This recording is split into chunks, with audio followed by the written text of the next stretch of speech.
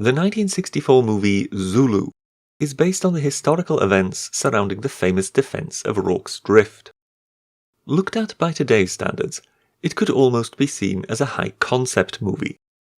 What if a small number of British soldiers in 1879 were to try and defend an isolated mission station against thousands of raging Zulu warriors? For that really is the underlying premise of this film. Except, of course, that this is based on true events. In 1879, the British Army suffered one of its worst defeats ever at Isandlwana, where a Zulu host wiped out a British force. It was in the aftermath of this disastrous defeat that the news of the debacle reached the small British garrison at Rorke's Drift, together with a warning that a force of thousands of Zulus was now on its way to wipe them out. Stanley Baker plays the senior officer, Lieutenant Chard, or as the relevant vocabulary is Americanized in order to appeal to that audience, Lieutenant Chard. Michael Caine, in his first major role, gets to play the second-in-command, Lieutenant Bromhead. The film is very much centred on these two figures, as they struggle to keep control of the situation, no matter how appalling the odds against them become. Not only are the two officers desperate to defend their outpost and save their skins, and that of their men, but so too does the viewer get an idea of their trying to fathom what the enemy is up to. The acting is first class, and both officers reveal the strain of trying to shoulder their responsibility in this calamitous situation. This is often regarded as a Michael Caine movie these days, as of course he went on to great global success. But it is wrong to ascribe the film to him. This is above all a Stanley Baker film. He even owned the production company. Moreover, Baker possesses a maturity in this film which Michael Caine had not yet acquired. Baker's officer reveals a human gentleness and vulnerability that is rarely seen in any film.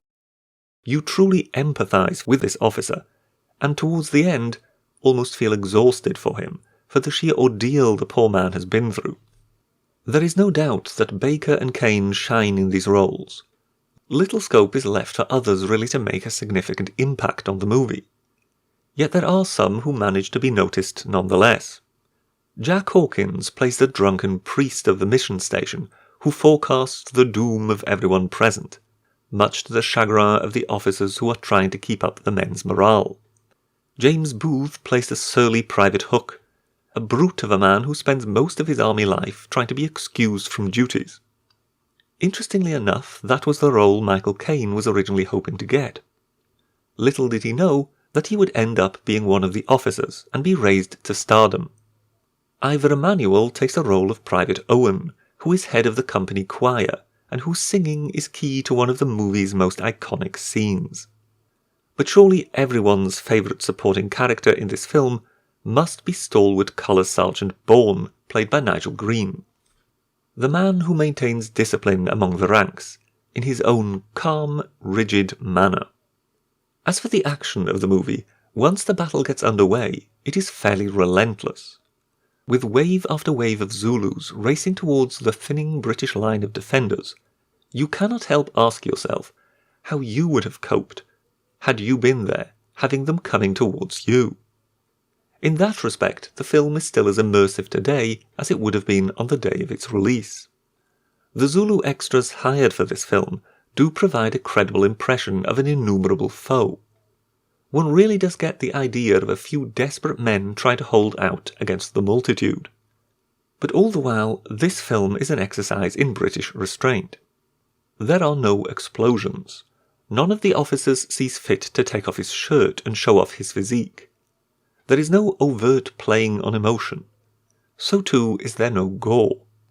One shudders to think what for a slasher movie more recent filmmakers might have made of this tale of men fighting with spears and bayonets. The musical score is perfect for the film. It was, perhaps recognisably to many viewers, created by the inimitable John Barry, who achieved world fame for his James Bond scores. There is something of the relentless, crushing, oncoming force about the main theme, which also lends this film an epic feel. By all accounts, Rorke's Drift was a phenomenal clash of forces. Politics being what it is, the British government of the day had every incentive to highlight the fight at Rorke's Drift, given the catastrophe which had befallen its army at Isandlwana. That said, it is hard to think that the remarkable number of Victoria Crosses earned at Rorke's Drift were not deserved, given the sheer odds those men faced. The defence of Rorke's Drift appeared already to catch the imagination of the Victorian world, but the fascination for this military encounter has been renewed for decades to come with this remarkable movie.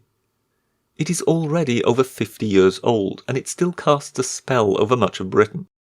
For it is the kind of film which makes a schoolboy of us all. From what I read, Stanley Baker compared it to a western, whereby the US cavalry might have its fort attacked by a large host of Indians. One can see the similarities, but I think to anyone who sees this film, the similarities quickly end there. I for one have seen a fair number of westerns, and yes, the idea of folks staving off the Apache onslaught until the US cavalry relief column arrives was so common that it became cliché. But here no one is waiting for the cavalry. There is no relief force. These few desperate souls are left to their own devices. They either manage to hang on, or they die. As must be obvious by now, dear viewers, I highly recommend this movie. This is an iconic British film of the 1960s. Its impact was such, it made Michael Caine a star. If you have not seen Zulu, watch it. If you have already seen it, watch it again. For this, ladies and gentlemen, is a true belter of a movie. That is all for now from the projection booth atop the Cyber Pass. Thank you very much, and goodbye.